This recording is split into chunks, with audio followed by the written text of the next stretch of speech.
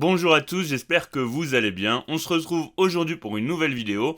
On a notamment ajouté une action sur la watchlist du Patreon dont je vais vous parler, qui est disponible sur PEA, et je vais vous faire un petit point sur toutes les actions, ou du moins une certaine partie des actions que je suis en ce moment.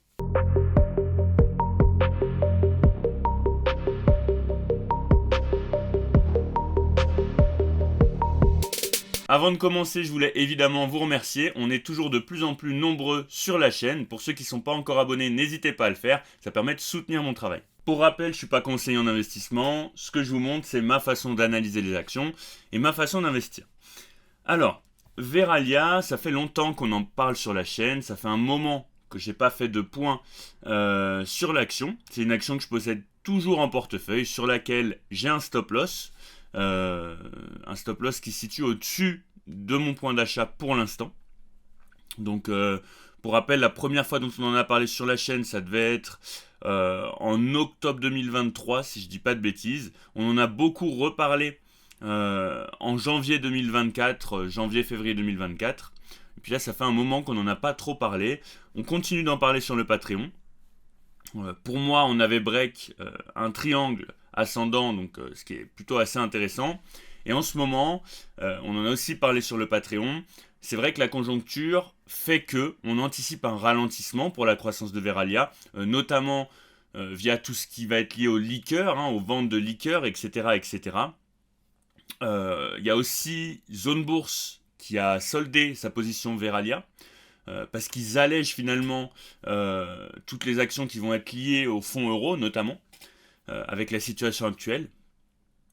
Donc effectivement, il y a quand même des insiders qui sont un petit peu vendeurs sur le dossier. Donc voilà, c'est à surveiller. Personnellement, je surveille, je panique pas, mais je surveille.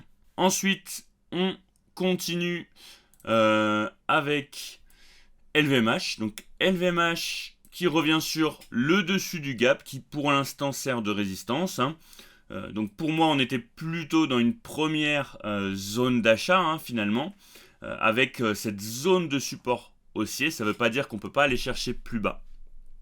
On pourrait tout à fait venir combler entièrement le gap. Vous voyez qu'on l'a comblé que en partie. On est en weekly, c'est un gap qu'on a en daily. Voilà, je vous le mets. Vous voyez qu'on ne l'a pas comblé entièrement. Donc ça reste à surveiller pour LVMH. Pour moi, on commence à rentrer dans des zones de valorisation qui sont intéressantes. Mais personnellement, je patiente sur le dossier.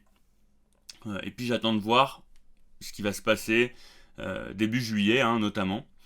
Interparfum, c'est pareil.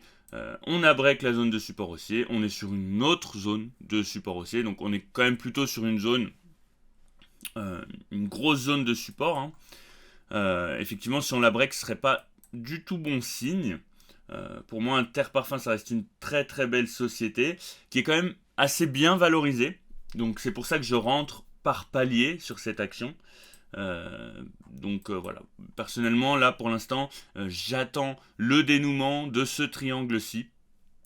On a quand même une grosse zone, un gros order block vendeur juste ici, donc je suis plutôt patient pour l'instant sur Interparfum, mais je la surveille. On va surtout avoir la distribution d'actions gratuites, entre guillemets, qui pourrait potentiellement faire baisser le cours, qui va très certainement faire baisser le cours, comme ça a été le cas pour Air Liquide, donc je surveille. Air Liquide, c'est pareil, vous savez que j'ai rechargé autour des 164. Pour l'instant, il n'y a pas de dénouement. Vous voyez qu'on a une zone de support en noir, une zone de résistance en rouge. Pour l'instant, il n'y a pas de dénouement. Je pensais potentiellement qu'on pourrait venir combler le gap. Donc c'est une possibilité qui est toujours envisageable. Si on venait à break la zone de support oblique en noir, on pourrait continuer de venir jouer avec le gap qui viendrait servir de support. Et ensuite, on a une zone d'order block acheteur.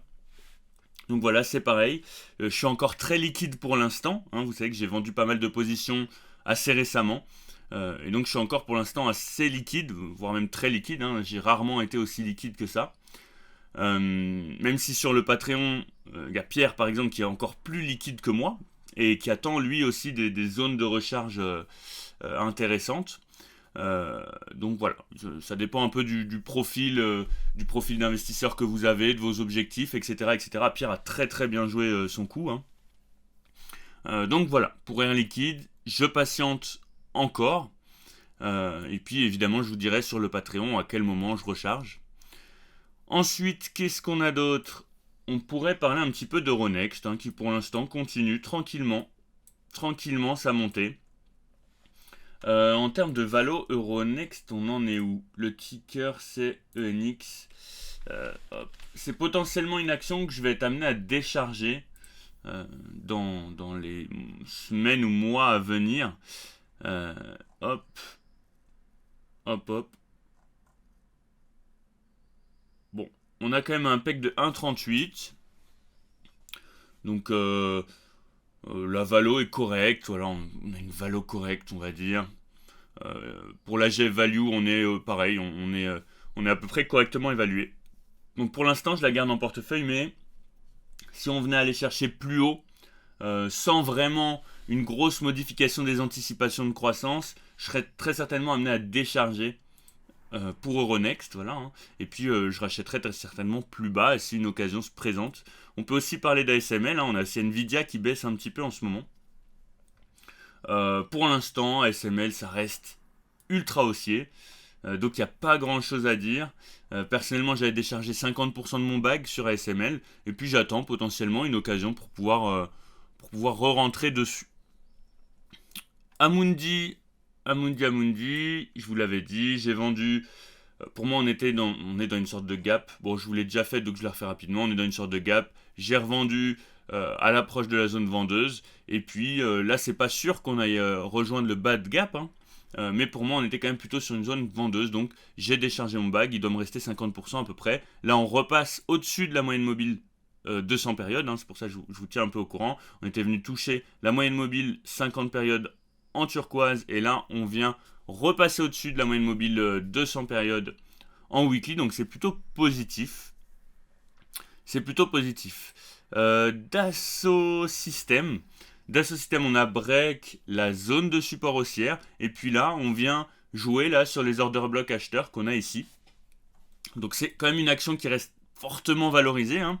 Donc elle pourrait continuer tranquillement de baisser pour atteindre peut-être des zones de valorisation un petit peu plus saines, ce qui serait tout à fait normal pour cette action.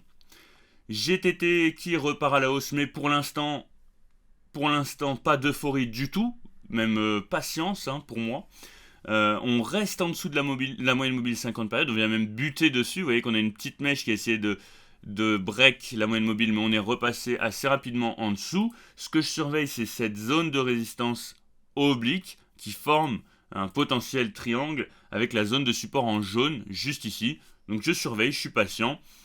Pour l'instant, je ne recharge pas encore sur GTT. J'ai un PRU qui doit être aux alentours des 106 euros, si je vous dis pas de bêtises. Et donc voilà, j'attends de voir un petit peu ce qui se passe du point de vue du carnet de commande, etc. Pour Total, ça reste aussi haussier.